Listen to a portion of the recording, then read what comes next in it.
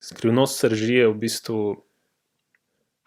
trilogija fantazijskih romanov, se pravi v stilu Gospodarja prstanov, Hobita, Harry Potter recimo, ki pa temelji na neki slovanski mitologiji. Zdaj, ni to neka poustvaritev slovanske mitologije, nekega tega slovanskega sveta, ampak tako kot je pač recimo Tolkien pri Gospodarju prstanov črpal iz neke nordijske mitologije ali pa iz anglosaške pa keltske mitologije, sem jaz probal iz slovanske mitologije, tako da nimamo pač teh standardnih, ne vem, vilinov, pa škratov, pa orkov in tako naprej, ampak imamo bolj naše, se pravi neke kresnike, ne vem, krivopete, zlatoroge.